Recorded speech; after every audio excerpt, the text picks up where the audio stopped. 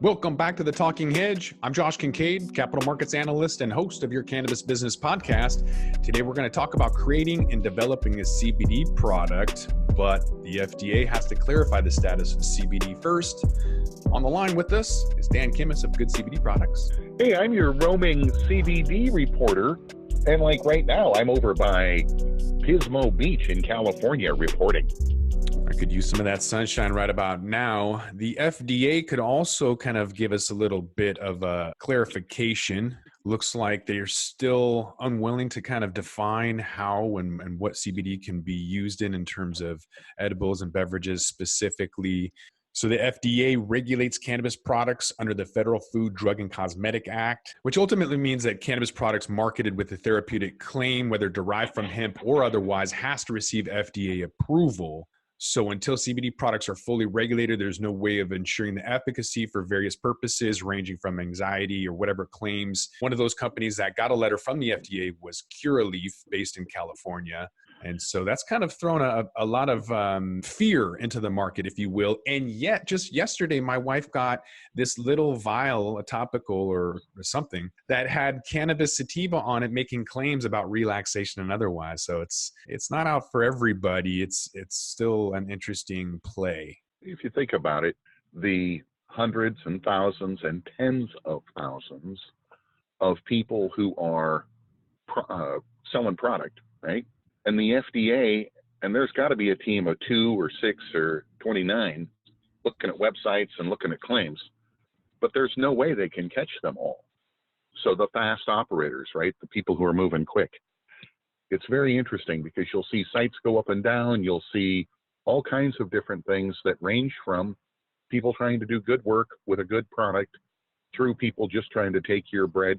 We've actually found things like gummies in the field with no CBD on them. We've found things like products that actually come in hot where they claim they've been all tested, and then later you're like, hey, this is, 1 or 2% THC, stuff like that. Again, a complex market, chronic, very much so. It's almost like you can be small enough and get away with it and too big to get away with it at Kroger, Walgreens, CVS, all of these, Rite Aid. They're able to sell products just fine. Nothing's being pulled off the shelf. You can use a credit card, no issues, no worries, too big to shut them down. And really, it speaks to the inequity of the playing field. It's not right, and it's how it is.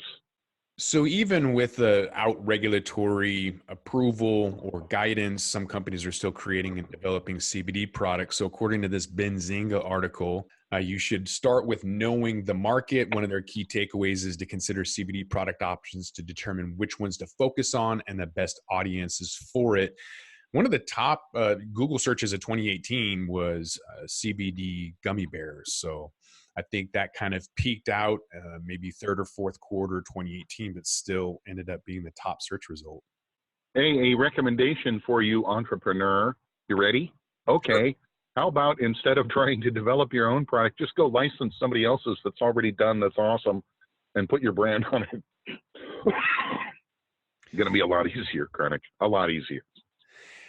Definitely, especially if you've never been involved with making any kind of food or products, it's definitely easier to slap your name on it, although there's some drawbacks to that as well. If you private label certain products, you could pay $1 per unit. If you make them yourself, you could be paying 20 cents per unit. So there's a cost savings, but then you're paying property, plant, equipment, labor, all of those things. And so, it's easier to private label, but there's pros and cons. It's a strategy. No doubt. And at the same time, I think personally, I would just say, look, taking on making a product, if you think you've got that good of an idea, I'll bet you, $9 to $1, you're wrong. You probably don't. It's probably already been thought of. Now, I might be wrong. Okay, it can happen. But here's the thing. Most likely it's been done better than you'll ever do it. Go find it, go license it, and prove me wrong. Right, because if you're making chocolate-covered espresso beans because you think those are popular, they're not selling. I mean, I love them personally, but just no one's out there really buying them. So you need to understand what the market is, if it's broad spectrum, full spectrum, an isolate, which we've called hot dog water on this podcast before. Ultimately, you just need to know the market and what people want. Right now, it seems to be the highest THC or the highest percentages at the lowest price point. Doesn't necessarily mean that it's good though, especially when you're trying to homogenize something with an oil. If it's not done right, then it's going to separate. And so we've had issues, growing pains, if you will, from homogenizing products, whether it's the beverages from 2015 that had oil at the top on the ring, or just improper dosing where you eat one edible and then the next one you don't get any effects whatsoever. So the second point of this article is determine the dose. Yeah, what is the dose with CBD? I would ask anybody, okay, what's a proper CBD dose, right? Yeah, maybe 5 or 10 milligrams. I'm not really sure. I think everyone is somewhat cannabinoid deficient. Our endocannabinoid system doesn't really produce a lot. And so if you're not consuming it as a dietary supplement, then you could end up having like endocannabinoid hypermesis syndrome, which is kind of your body's rejecting it because it's maybe taking too much too fast as an isolate rather than kind of a slow microdose. But nonetheless, Right? not to get into the weeds with that, just labeling in general, not having the proper dosage, the proper homogenization, the proper SOPs. I got a call yesterday from a, former partner of a former partner. And the nightmare they told me about product that was shipped across state lines that was hot, okay, a CBD product that was actually over limit on THC. It's everywhere. It's everywhere. You got to find a brand you trust. Absolutely. And also start with the best possible ingredients, right? So, I mean, first off, the takeaway is to discuss and confirm dosing options, focus on quality and safety, and then start with good products, right? So if you're going to source hemp-derived CBD extracts, make sure that it's coming from the best possible source. And then the next point is to identify the best way to combine those ingredients. So is it an oil or is it water soluble? Obviously, you don't want to mix oil with soda, for example. And you're going to want that to be water soluble. Funny, huh? We've actually seen it. We've seen it. So, it's a learning process, I guess. Yeah, just determine the best approach for mixing that CBD into a product where it's an isolate or a distillate. Get a water soluble nano product that's going to be faster, that you don't have to wait 45 minutes to 2 hours. That's going to have a quicker onset. And this last point that Benziga is going to bring up is to create a great flavor profile. So obviously take a look at some of the aromas that you should be having, some of the effects that you want, and understand terpene profiles that can get you there. Funny, I was talking to a supplement salesperson, and their key was it has to taste good, right? If it tastes good, everything else can be average, so long as somebody wants to eat it.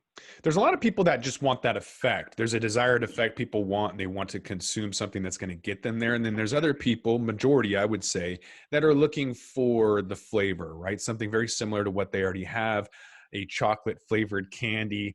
It's not really chocolate. Hershey's is garbage. But a lot of people eat that stuff. There's a Handy Mart and there's nothing there that I want to eat. So I go to a little small store, specialty store that has real ingredients, cacao, and real stuff that you can pronounce on the ingredient list. And so once we can get there with the sativa or CBD, a daytime edibles that aren't just sugar and chocolate that everyone that's buying now, which in my opinion is going to be a very small segment of the overall population once this is fully normalized. And then you can see a lot of smoothies and nutritional supplements and companies really kind of pushing healthier options. I'm going to make some CBD sunglasses. I'm going to have to sleep on my CBD pillow in order to really marinate on that. And then I'll get up, go to the gym with my CBD active gear, and I'll get back to you on how I feel about that idea. I dig it. I dig it very much. With that, we're going to roll this one up. I'm Josh Kincaid. This is The Talking Hedge. By the way, if you enjoy the content, please show your support with the cushy gesture of $4.20 a month on the Talking Hedges Patreon page. This will kind of help me spread the word. I've been asked to speak all over the world, from Toronto and Colombia, Spain, Miami, all over, Tokyo. But your support's important to me. I haven't monetized the podcast. I want to be as authentic and transparent as possible. I want to avoid conflicts of interest or even the perception of paid opinions. So don't forget to like, share, and subscribe, or pay me on the Talking Hedges Patreon page, or don't, and I'm out.